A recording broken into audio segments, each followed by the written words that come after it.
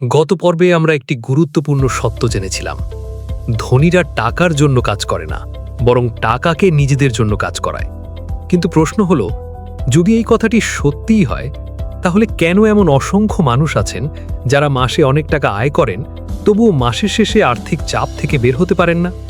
কেন একজন doctor, engineer কিংবা উচ্চ পদস্থ কর্মকর্তা বহু বছর কাজ করার পরও অর্থ নিয়ে দুশ্চিন্তা করেন?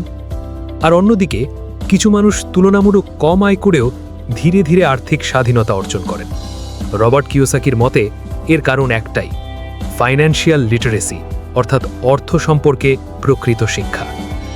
আজকের পর্বে আমরা জানব সেই শিক্ষার ভিত্তি, এমন একটি ধারণা যা বোঝার পর আপনি অর্থকে আগের মতো আর কখনো দেখবেন না। শুধু বেশি আয় করলেই কি ধনী হওয়া যায়? আমরা সাধারণত মনে করি বেশি আয় মানেই ধনী হওয়া, কিন্তু বাস্তবতা একেবারেই ভিন্ন।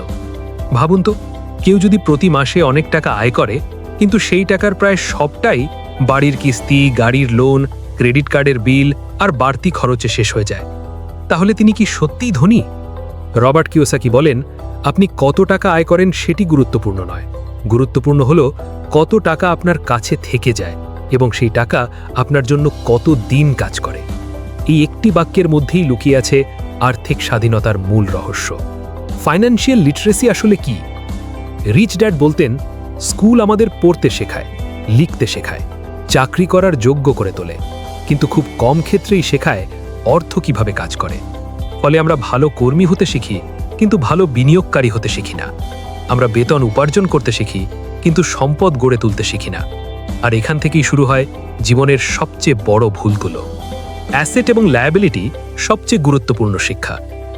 রবার্ট কিওসাকির পুরো বইয়ের সবচেয়ে বিখ্যাত ধারণা সম্ভবত এটি। তিনি বলেছিলেন, যদি আপনি অ্যাসেট আর লায়াবিলিটির পার্থক্য বুঝতে পারেন, তাহলে ধনী হওয়ার পথ আপনার জন্য অনেক সহজ হয়ে যাবে। তাহলে অ্যাসেট কি? খুব সহজ ভাষায়, যা আপনার পকেটে টাকা নিয়ে আসে। আর লায়াবিলিটি কি? যা আপনার পকেট থেকে টাকা বের করে নিয়ে যায়। শুনতে খুব সহজ লাগছে, তাই না?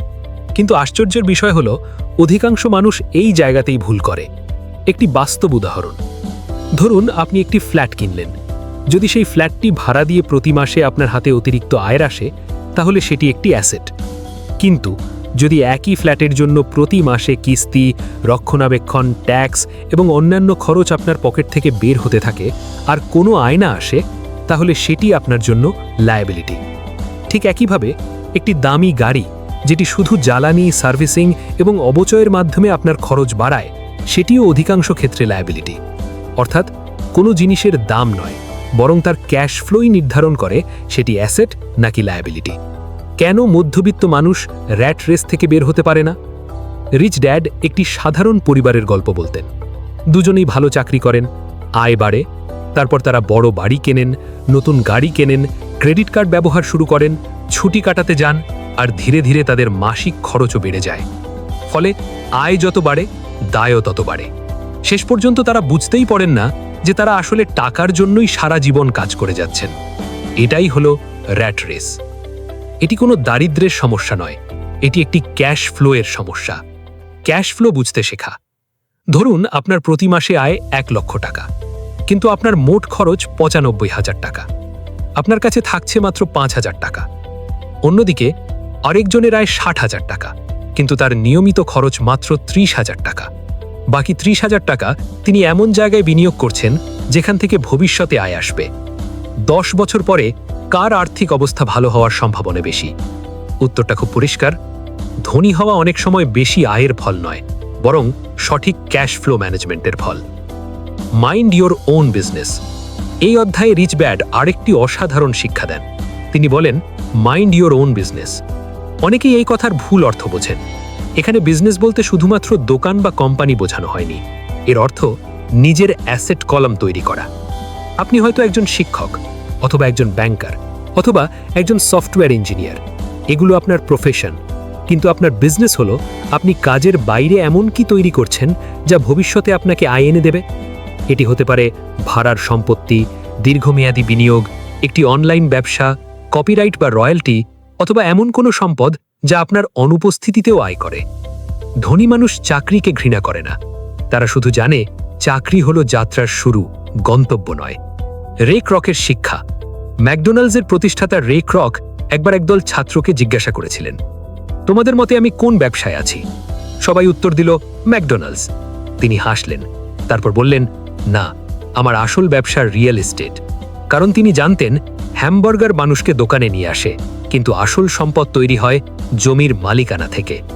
এই গল্পটি আমাদের শেখায় অনেক সময় আমরা শুধু সামনের জিনিসটাই দেখি, কিন্তু ধনী মানুষ সবসময় দেখেন যে আসল অ্যাসেট কোথায় তৈরি হচ্ছে। আজকের মূল শিক্ষা। আজকের পর্ব থেকে আমরা 5টি গুরুত্বপূর্ণ বিষয় শিখলাম। প্রথমত, বেশি আয় করলেই কেউ ধনী হয় না। দ্বিতীয়ত, ফাইন্যান্সিয়াল লিটারেসি ছাড়া অর্থ ধরে রাখা কঠিন। তৃতীয়ত, অ্যাসেট আপনার পকেটে টাকা আনে, লায়াবিলিটি আপনার পকেট থেকে টাকা বের করে। চতুর্থত, আপনার ক্যাশ ফ্লোই নির্ধারণ করে আপনি ভবিষ্যতে কোথায় পৌঁছবেন। এবং পঞ্চমত, আপনার চাকরি থাকতে পারে, কিন্তু একই সঙ্গে নিজের অ্যাসেট কলম তৈরি করাও জরুরি। পরবর্তী পর্বের ঝলক। এখন প্রশ্ন হলো, যদি ধনীরা অ্যাসেট কেনে, তাহলে তারা এত দ্রুত সম্পদ তৈরি করে কিভাবে? কেন একই আইনের দেশে থেকেও অনেক ধনী ব্যক্তি তুলনামূলক কম ট্যাক্স দেন? কর্পোরেশন আসলে কি, আর রবার্ট কিওসাকি কেন বলেন মানি ইজ অ্যান আইডিয়া? পরবর্তী পর্বে আমরা জানব ট্যাক্সের ইতিহাস, কর্পোরেশনের শক্তি, ফাইন্যান্সিয়াল আইকিউ এবং এমন কিছু চিন্তার কৌশল যা সাধারণ মানুষকে সুযোগের বাইরে রাখে কিন্তু ধনীদের আরও এগিয়ে দেয়। তাই অবশ্যই সঙ্গে থাকুন।